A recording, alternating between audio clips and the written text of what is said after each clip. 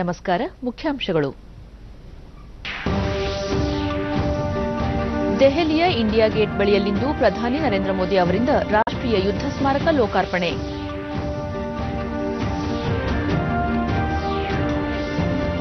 Aero India ವೈಮಾನಿಕ ಪ್ರದರ್ಶನ, ಅವಘಡಗಳ ಕುರಿತು ರಕ್ಷಣಾ ಸಚಿವರೊಂದಿಗೆ ಮುಖ್ಯಮಂತ್ರಿ ಸಮಾಲೋಚನೆ.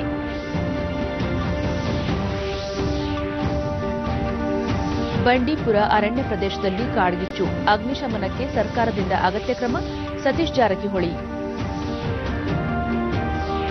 ಹಾಗೂ ಟಿ20 ಕ್ರಿಕೆಟ್ ಸರಣಿ, ಭಾರತ ವಿರುದ್ಧ ಆಸ್ಟ್ರೇಲಿಯಾಕ್ಕೆ 3 ವಿಕೆಟ್ ಜಯ.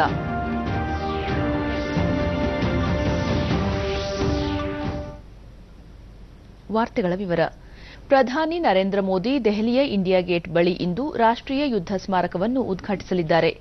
ಸ್ವಾತಂತ್ರ್ಯ ನಂತರ ಹುತಾತ್ಮರಾದ ಯೋಧರಿಗೆ ಗೌರವ ಸಲ್ಲಿಸುವ ಸಲುವಾಗಿ ಯುದ್ಧ ಸ್ಮಾರಕವನ್ನು ನಿರ್ಮಿಸಲಾಗಿದೆ. ಯುದ್ಧ ಸ್ಮಾರಕ ಲೋಕಾರ್ಪಣೆ ವೇಳೆ ಪ್ರಧಾನಿ 15.5 ಮೀಟರ್ ಎತ್ತರದ ಕಂಬದಲ್ಲಿ ಹುತಾತ್ಮ ಯೋಧರ ಗೌರವಾರ್ಥ ನಿರಂತರ ಜ್ಯೋತಿಯನ್ನು ಬೆಳಗಿಸಲಿದ್ದಾರೆ.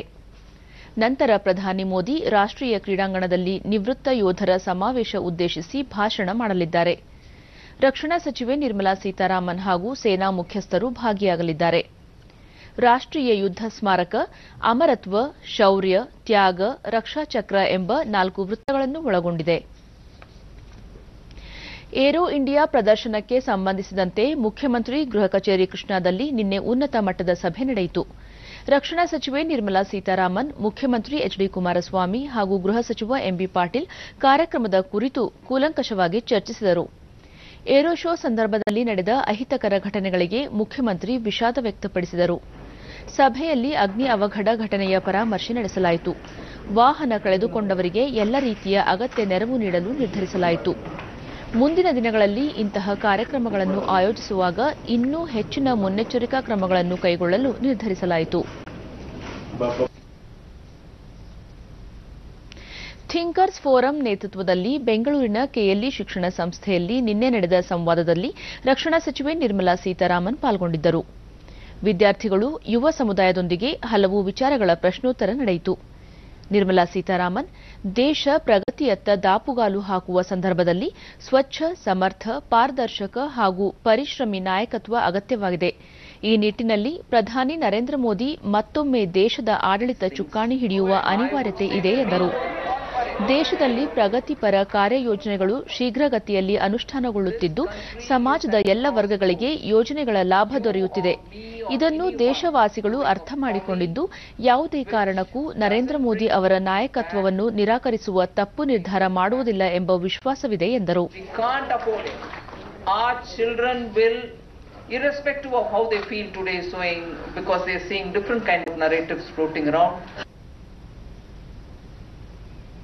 ಜಯನಗರದ ಎನ್ಎಂಕೆಆರ್ವಿ ಕಾಲೇಜಿನಲ್ಲಿ ನಡೆದ ಸಂವಾದದಲ್ಲಿ ನರೇಂದ್ರ ಮೋದಿ ಅವರು ಪ್ರಧಾನಿಯಾದ ಬಳಿಕ ಕಪ್ಪು ಹಣ ಹಾಗೂ ಭ್ರಷ್ಟಾಚಾರ ನಿಯಂತ್ರಣಕ್ಕೆ ಮಹತ್ವದ ನಿರ್ಧಾರಗಳನ್ನು ಕೈಗೊಂಡಿದ್ದರು. ಇದರ ಫಲ ದೇಶದ ಜನರಿಗೆ ಸಿಗುತ್ತಿದೆ ಎಂದು ಹೇಳಿದರು. 2019ರ ಲೋಕಸಭೆ ಚುನಾವಣೆಗೆ ಹಿಂದೆಂದಿಗಿಂತಲೂ ಹೆಚ್ಚಿನ ಶ್ರಮ ವಹಿಸಬೇಕು ಎಂದು ಕರೆ ನೀಡಿದರು. With Bangladesh, with Sri Lanka, with Maldives, where situation was very different a few months ago. ನಗರದಲ್ಲಿ ನಡೆದ ಮತ್ತೊಂದು ಸಂವಾದ ಕಾರ್ಯಕ್ರಮದಲ್ಲಿ ನಿರ್ಮಲಾ ಸೀತಾರಾಮನ್ ಮೋದಿ ಬ್ರಿಗೇಡ್ ಕಿರುಹೊತ್ತಿಗೆಯನ್ನು ಬಿಡುಗಡೆ ಮಾಡಿದರು. ನಂತರ ದೇಶ ಅಭಿವೃದ್ಧಿ ಪಥದಲ್ಲಿ ಶರವೇಗದಿಂದ ಸಾಧನೆ ಮಾಡುತ್ತಿದೆ. ನೆರೆ ರಾಷ್ಟ್ರಗಳು ಸೇರಿದಂತೆ ವಿಶ್ವದ ದೈತ್ಯ ಶಕ್ತಿಗಳಾದ ರಷ್ಯಾ, ಅಮೆರಿಕ ಜತೆ ಉತ್ತಮ ಬಾಂಧವ್ಯ ಹೊಂದಲಾಗಿದೆ. ಚೈನಾ ಸೇರಿದಂತೆ ಬಾಂಗ್ಲಾದೇಶ, ಶ್ರೀಲಂಕಾ, ಮಾಲ್ಡೀವ್ಸ್ ಮತ್ತಿತರ ದೇಶಗಳೊಂದಿಗಿನ ಸಂಬಂಧ ಗಣನೀಯವಾಗಿ ಸುಧಾರಿಸಿದೆ ಎಂದರು. But now, I'm sorry, I will have to call upon you, call upon myself, call upon many of our friends, like all of you before me, to do at least 10 times more than what we did in 13-14. You also made sure that the image of India, beleaguered as it was because ಪ್ರಧಾನಮಂತ್ರಿ ಕಿಸಾನ್ ಸಮ್ಮಾನ್ ನಿಧಿ ಯೋಜನೆಯ ಅನುಷ್ಠಾನ ಕಾರ್ಯಕ್ರಮಕ್ಕೆ ಕೇಂದ್ರ ಕೃಷಿ ಖಾತೆ ರಾಜ್ಯ ಸಚಿವ ಪುರುಷೋತ್ತಮ್ ಭಾಯಿ ರೂಪ್ ದಕ್ಷಿಣ ಕನ್ನಡ ಜಿಲ್ಲೆ ಪುತ್ತೂರಿನಲ್ಲಿ ನಿನ್ನೆ ಚಾಲನೆ ನೀಡಿದರು. ಸಂಸದ ನಳಿನ್ ಕುಮಾರ್ ಕಟೀಲ್ ಮತ್ತಿತರರು ಉಪಸ್ಥಿತರಿದ್ದರು. ಬಳಿಕ ಪುರುಷೋತ್ತಮ್ ಭಾಯ್ ರೂಪಾಳ್, ಸ್ವಾತಂತ್ರ್ಯ ಬಂದ ನಂತರ ಮೊದಲ ಬಾರಿಗೆ ಕೇಂದ್ರ ಸರ್ಕಾರದ ಯೋಜನೆಯ ಹಣ ನೇರವಾಗಿ ರೈತರ ಬ್ಯಾಂಕ್ ಖಾತೆಗಳಿಗೆ ಜಮಾ ಆಗಲಿದೆ ಎಂದು ಹೇಳಿದರು. ಪ್ರಧಾನಿ ನರೇಂದ್ರ ಮೋದಿ ರೈತರು ಸ್ವಾವಲಂಬಿಯಾಗಿ ಬದುಕಲು ಈ ಯೋಜನೆ ಜಾರಿಗೆ ತಂದಿದ್ದಾರೆ ಎಂದರು. उसी का वो सम्मान कर रहे हैं, वो पैसा देकर उस पर उपकार नहीं कर रहे हैं, पैसा देकर उनका सम्मान कर रहे हैं.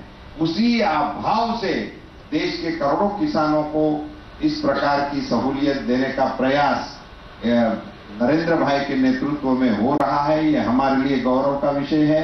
ಈ ದೇಶದ ಪ್ರಧಾನಮಂತ್ರಿಗಳಾಗಿ ನಳಿನ್ ಕುಮಾರ್ ಕಟೀಲ್ ದೇಶದ ಕೃಷಿಕ ತಲೆ ಎತ್ತಿ ಸ್ವಾವಲಂಬಿಯಾಗಿ ಜೀವನ ಮಾಡಲಿ ಎಂಬ ಉದ್ದೇಶದಿಂದ ಜಾರಿಗೆ ತಂದಿರುವ ಈ ಯೋಜನೆಯ ಸದುಪಯೋಗ ಪಡೆದುಕೊಳ್ಳಬೇಕು ಎಂದು ಹೇಳಿದರು. ಎದೆ ಎತ್ತಿ ತಲೆ ಎತ್ತಿ ಸ್ವಾಭಿಮಾನದ ಕೃಷಿಕ ಅನ್ನುವಂತ ಹೆಮ್ಮೆಯಿಂದ ಬದುಕುವ ದಿನಗಳನ್ನು ಕೊಟ್ಟಿರುವ ಅವರಿಗೆ ಅಭಿನಂದನೆಗಳನ್ನು. ಕಾರ್ಯಕ್ರಮದಲ್ಲಿ ನೂರಾರು ಕೃಷಿಕರು ಪಾಲ್ಗೊಂಡಿದ್ದರು. ಮುಂಬರುವ ಲೋಕಸಭೆ ಚುನಾವಣೆಗೆ ಕಾಂಗ್ರೆಸ್ ಮತ್ತು ಜೆಡಿಎಸ್ ಹೊಂದಾಣಿಕೆ ಮಾಡಿಕೊಳ್ಳಲಿದ್ದು, ಸ್ಥಾನ ಹಂಚಿಕೆ ವಿಚಾರದಲ್ಲಿ ಶೀಘ್ರ ತೀರ್ಮಾನ ಕೈಗೊಳ್ಳಲಾಗುವುದು ಎಂದು ಉಪಮುಖ್ಯಮಂತ್ರಿ ಡಾ ಜಿ. ಪರಮೇಶ್ವರ್ ದಾವಣಗೆರೆಯಲ್ಲಿ ನಿನ್ನೆ ಹೇಳಿದ್ದಾರೆ. ಆಪರೇಷನ್ ಕಮಲ ಕುರಿತ ಆಡಿಯೋ ಪ್ರಕರಣದ ತನಿಖೆಗೆ ವಿಶೇಷ ತನಿಖಾ ತಂಡವನ್ನು ಶೀಘ್ರ ರಚಿಸಿ ತನಿಖಾಧಿಕಾರಿಯನ್ನು ನೇಮಿಸಲಾಗುವುದು ಎಂದರು. ಚುನಾವಣಾ ಸಮಿತಿಯ ಸಭೆಯನ್ನು ಕೂಡ ಮೊದಲನೇ ಸಭೆಯನ್ನು ಕೂಡ ಕರೆದಿದ್ದರು. ಅದರ ಜೊತೆಗೆ ನಮ್ಮ ಉಸ್ತುವಾರಿ ಪ್ರಧಾನ ಕಾರ್ಯದರ್ಶಿಗಳು ಶ್ರೀ ವೇಣುಗೋಪಾಲ್ ಕೆ.ಸಿ. ವೇಣುಗೋಪಾಲ್ ಅವರು ಕೂಡ ನಾವು ಮುಖಂಡಗಳೆಲ್ಲ ಕೂತ್ಕೊಂಡು ಚರ್ಚೆಗಳನ್ನು ಮಾಡಿದ್ದೇವೆ. ಈಗಾಗಲೇ ಕೆಳ ಹಂತದಲ್ಲಿ ಜಿಲ್ಲೆಗಳಲ್ಲಿ, ವಿಧಾನಸಭಾ ಕ್ಷೇತ್ರಗಳಲ್ಲಿ ಪಕ್ಷದ ಸಂಘಟನೆ ಕೆಲಸವನ್ನು ಕೂಡ ಮಾಡಿದ್ದಾರೆ. ಕೇಂದ್ರ ಜವಳಿ ಸಚಿವಾಲಯ ಹಾಗೂ ರಾಜ್ಯ ರೇಷ್ಮೆ ಇಲಾಖೆಯ ಸಹಭಾಗಿತ್ವದಲ್ಲಿ ರೇಷ್ಮೆ ಕೃಷಿ ಮೇಳ ಮತ್ತು ಪ್ರಶಸ್ತಿ ಪ್ರದಾನ ಸಮಾರಂಭ ಮೈಸೂರಿನಲ್ಲಿ ನಿನ್ನೆ ನಡೆಯಿತು. ಉನ್ನತ ಶಿಕ್ಷಣ ಸಚಿವ ಜಿಟಿ ದೇವೇಗೌಡ, ಪ್ರವಾಸೋದ್ಯಮ ಸಚಿವ ಸಾರಾ ಮಹೇಶ್ ಹಾಗೂ ಕೇಂದ್ರ ರೇಷ್ಮೆ ಮಂಡಳಿ ಅಧ್ಯಕ್ಷ ಕೆಎಂ ಹನುಮಂತರಾಯಪ್ಪ ಮತ್ತಿತರರು ಉಪಸ್ಥಿತರಿದ್ದರು. ಬಳಿಕ ಸಾರಾ ಇಸ್ರೇಲ್ ಮಾದರಿಯಲ್ಲಿ ಅಲ್ಪ ಪ್ರಮಾಣದ ನೀರನ್ನು ಬಳಸಿ ರೇಷ್ಮೆ ಬೆಳೆಯನ್ನು ಬೆಳೆಯಲು ಹಾಗೂ ರೈತರಿಗೆ ಉತ್ತಮ ಬೆಲೆ ಸಿಗುವಂತೆ ರಾಜ್ಯ ಸರ್ಕಾರ ಶೀಘ್ರದಲ್ಲಿ ಕ್ರಿಯಾ ಯೋಜನೆ ರೂಪಿಸಲಿದೆ ಎಂದು ಹೇಳಿದರು. ರೈತರಿಗೆ ಹೇಗೆ ಬೆಳೆಗೆ ಹೆಚ್ಚು ಬೆಲೆ ಸಿಗಬೇಕು ಅನ್ನೋದ್ರ ಬಗ್ಗೆ ಎಲ್ಲ ರೀತಿಯ ವಿವರವಾದಂತಹ ಒಂದು ಕರ್ನಾಟಕ ಸರ್ಕಾರದಲ್ಲಿ ಈ ಸಾರಿ ಉತ್ತಮವಾಗಿ ಒಂದು ಕ್ರಿಯಾ ಯೋಜನೆಯನ್ನು ಮಾಡ್ತಾ ಇದ್ವಿ. ಹಾಗಾಗಿ ರೈತರು ಇದನ್ನ ಸದುಪಯೋಗ ಪಡಿಸ್ಕೋಬೇಕು ಅಂತೇಳಿ ತಮ್ಮ ಮೂಲಕ ರೇಷ್ಮೆ ಕೃಷಿ ಮೇಳದಲ್ಲಿ ಬೆಳೆದ ರೇಷ್ಮೆ ಬೆಳೆಯ ಪ್ರಾತ್ಯಕ್ಷಿಕೆ ಹಾಗೂ ರೇಷ್ಮೆಯಿಂದ ತಯಾರಿಸಿದ ಉತ್ಪನ್ನಗಳ ಪ್ರದರ್ಶನ ಏರ್ಪಡಿಸಲಾಗಿತ್ತು.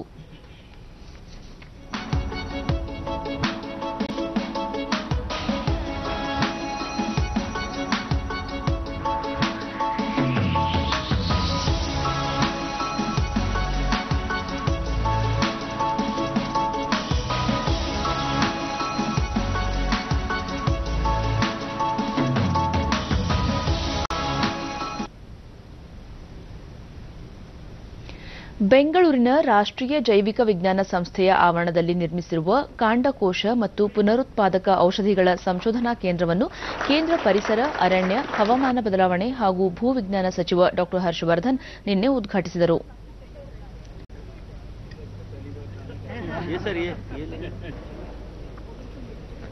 ನೂತನ ಕೇಂದ್ರಕ್ಕೆ ಭೇಟಿ ನೀಡಿ ಅಧಿಕಾರಿಗಳು ಹಾಗೂ ಸಂಶೋಧಕರಿಂದ ಮಾಹಿತಿ ಪಡೆದರು.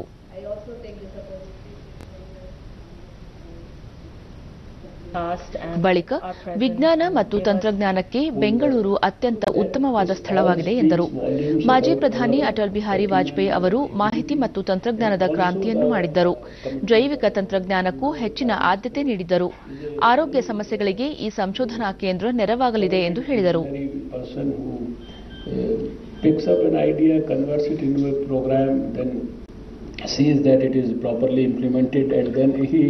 meticulously implements, and after 5 years we have you can say millions and crores of beneficiaries of every visionary. Jammu ಕಾಶ್ಮೀರದಲ್ಲಿ ಭಯೋತ್ಪಾದಕರು ಹಾಗೂ ಭದ್ರತಾ ಪಡೆಗಳ ನಡುವೆ ಗುಂಡಿನ ಚಕಮಕಿ ನಡೆದಿದ್ದು, ಶ್ರೀನಗರದ ಕುಲ್ಗಂ ಜಿಲ್ಲೆಯಲ್ಲಿ ಜೈಷ್ ಎ ಮೊಹಮ್ಮದ್ ಸಂಘಟನೆಯ 3 ಭಯೋತ್ಪಾದಕರನ್ನು ಹತ್ಯೆಗೈಯಲಾಗಿದೆ.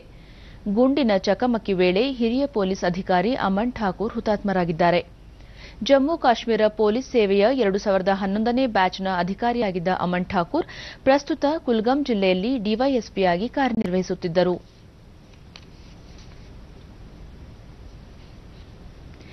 ಗಡಿ ಜಿಲ್ಲೆ ಚಾಮರಾಜನಗರ ಗುಂಡ್ಲುಪೇಟೆ ತಾಲೂಕಿನ ಬಂಡೀಪುರ ಅರಣ್ಯ ಪ್ರದೇಶದಲ್ಲಿ ಕಳೆದ 3-4 ದಿನಗಳಿಂದ ಬೆಂಕಿ ಕಾಣಿಸಿಕೊಂಡಿದ್ದು, ಹೆಚ್ಚಿನ ಪ್ರಮಾಣದ ಅರಣ್ಯ ಸಂಪತ್ತು ಹಾಗೂ ಪ್ರಾಣಿ ಸಂಕುಲಕ್ಕೆ ಹಾನಿಯಾಗಿದೆ. ಅರಣ್ಯ ಸಚಿವ ಸತೀಶ್ ಜಾರಕಿಹೊಳಿ ನಿನ್ನೆ ಸ್ಥಳಕ್ಕೆ ಭೇಟಿ ನೀಡಿ ಪರಿಶೀಲನೆ ನಡೆಸಿದರು. ಅರಣ್ಯ ಅಧಿಕಾರಿಗಳ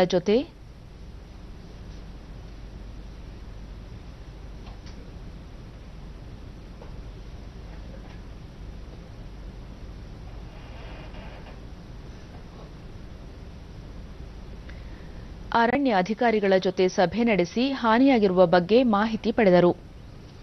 ಬಳಿಕ ಅವರು ಅರಣ್ಯ ಸಿಬ್ಬಂದಿ ಸಾಕಷ್ಟು ಶ್ರಮ ವಹಿಸಿ ಬೆಂಕಿ ನಂದಿಸುವ ಕೆಲಸವನ್ನು ಮುಂದುವರೆಸಿದ್ದಾರೆ. 2-3 ದಿನಗಳಲ್ಲಿ ಪರಿಸ್ಥಿತಿ ತಹಬದಿಗೆ ಬರುವ ವಿಶ್ವಾಸವಿದೆ ಎಂದು ಹೇಳಿದರು. ಮುಂಜಾಗ್ರತಾ ಕ್ರಮವಾಗಿ ಮೈಸೂರು, ಚಾಮರಾಜನಗರದಿಂದ ಹೆಚ್ಚಿನ ಸಿಬ್ಬಂದಿಯನ್ನು ಸ್ಥಳಕ್ಕೆ ಕರೆಸಿಕೊಳ್ಳಲಾಗಿದೆ.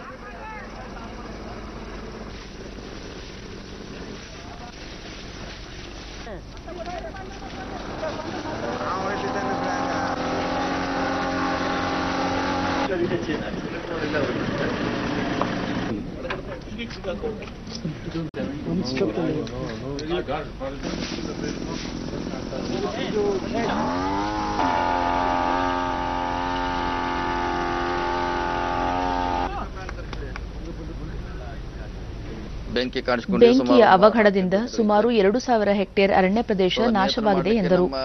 ಈ ಭಾಗದ ಸುಮಾರು 500 ಮಂದಿ ಸ್ವಯಂ ಪ್ರೇರಿತವಾಗಿ ಬಂದು ಬೆಂಕಿ ನಂದಿಸಲು ಅರಣ್ಯ ಸಿಬ್ಬಂದಿಗೆ ನೆರವಾಗಿರುವುದು ಪ್ರಶಂಸನೀಯ ಎಂದು ಹೇಳಿದರು.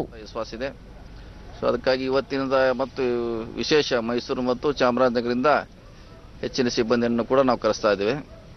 ಒಟ್ಟಾರೆಯಾಗಿ ಸಂಪೂರ್ಣವಾಗಿ ನಿಯಂತ್ರಣ ಮಾಡುವಂತ ವಿಶ್ವಾಸ ಇದೆ. ನೀವು ಹೇಳ್ದಂಗೆ ಸಫಾರಿ ಇನ್ನೊಂದು 2-3 ದಿವಸಗಳಲ್ಲಿ ಪುನರ್ ಪ್ರಾರಂಭ ಮಾಡಲಿಕ್ಕೆ ಎಲ್ಲ ಕ್ರಮ ಕೈಗೊಳ್ಳಲಾಗ್ತದೆ. ಒಟ್ಟಾರೆಯಾಗಿ ಇವತ್ತು ಸುಮಾರು ಒಂದು 2,000 ಹೆಕ್ಟರ್ನಷ್ಟು ಅರಣ್ಯ ಬಹುಶಃ ನಾಶ ಆಗಿರೋದು. ಅದು ಪೂರ್ತಿ ಅಲ್ಲ, ಸ್ವಲ್ಪ ಕಡೆ ಸ್ವಲ್ಪ ಆಗಿರ್ಬೋದು, ಕೆಲವು ಕಡೆ ಭಾಗಶಃ ಆಗಿರ್ಬೋದು. ಒಟ್ಟಾರೆಯಾಗಿ ಮತ್ತೆ ಮುಂದಿನ ದಿನಗಳಲ್ಲಿ ಅದನ್ನು ಬೆಳೆಸುವಂತ ಪ್ರಯತ್ನ ಖಂಡಿತವಾಗಿ ಮಾಡ್ತೀವಿ. ಮುಂಬರುವ ಲೋಕಸಭಾ ಚುನಾವಣೆ ಹಿನ್ನೆಲೆಯಲ್ಲಿ ಅರ್ಹ ವ್ಯಕ್ತಿಗಳು ಮತದಾನದಿಂದ ವಂಚಿತರಾಗಬಾರದು ಎಂಬ ಉದ್ದೇಶದಿಂದ ಕೋಲಾರ ಜಿಲ್ಲೆಯಲ್ಲಿ ದಿವ್ಯಾಂಗ ಮತದಾರರನ್ನು ಗುರುತಿಸುವ ಕಾರ್ಯ ಕೈಗೊಳ್ಳಲಾಗಿದೆ. ಹಿರಿಯ ನಾಗರಿಕ ಮತ್ತು ಅಂಗವಿಕಲರ ಇಲಾಖೆ ಜಿಲ್ಲೆಯಾದ್ಯಂತ ದಿವ್ಯಾಂಗರ ಸಮೀಕ್ಷಾ ಕಾರ್ಯ ಕೈಗೊಂಡಿದ್ದು, ಚುನಾವಣಾ ಸಂದರ್ಭದಲ್ಲಿ ಅವರಿಗೆ ಮತದಾನಕ್ಕೆ ಅಗತ್ಯ ಸೌಲಭ್ಯ ಒದಗಿಸಲು ಸಿದ್ಧತೆ ಮಾಡಿಕೊಳ್ಳುವ ಗುರಿ ಹೊಂದಲಾಗಿದೆ.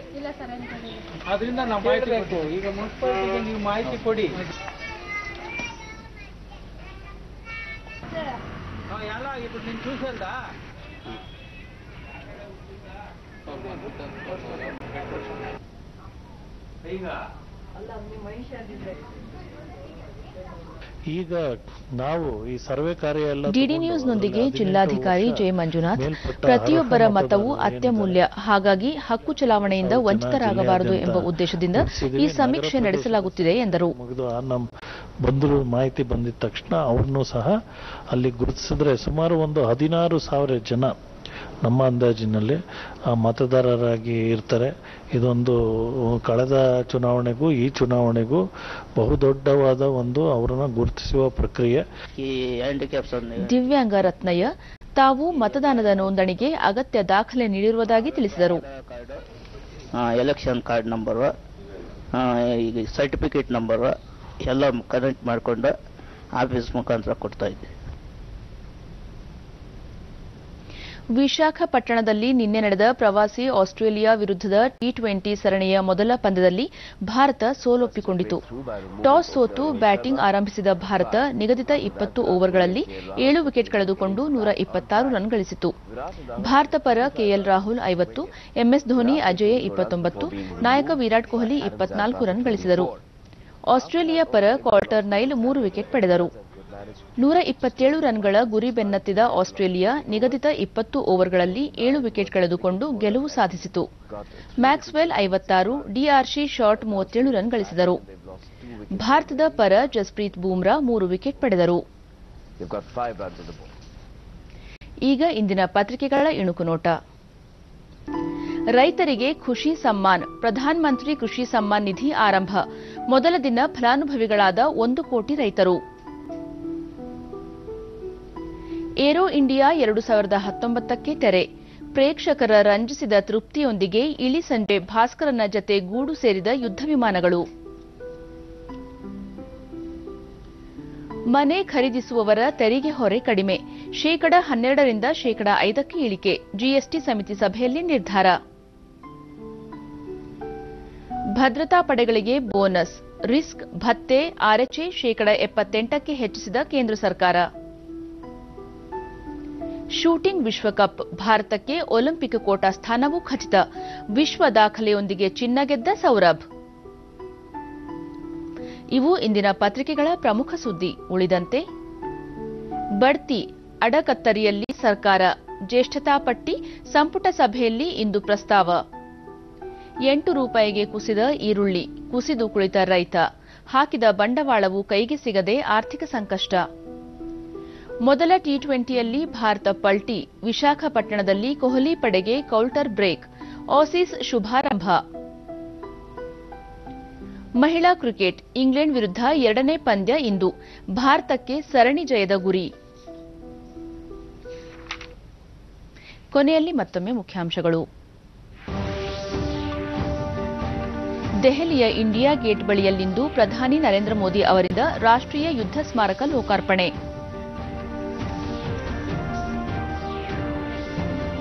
ಏರೋ ಇಂಡಿಯಾ ವೈಮಾನಿಕ ಪ್ರದರ್ಶನ, ಅವಘಡಗಳ ಕುರಿತು ರಕ್ಷಣಾ ಸಚಿವರೊಂದಿಗೆ ಮುಖ್ಯಮಂತ್ರಿ ಸಮಾಲೋಚನೆ.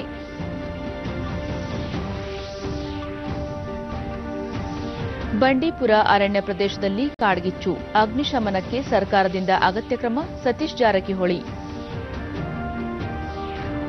ಹಾಗೂ ಟಿ20 ಕ್ರಿಕೆಟ್ ಸರಣಿ, ಭಾರತ ವಿರುದ್ಧ ಆಸ್ಟ್ರೇಲಿಯಾಕ್ಕೆ 3 ವಿಕೆಟ್ ಜಯ.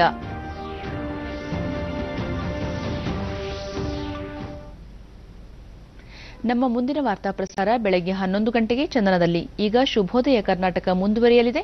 ನಮಸ್ಕಾರ.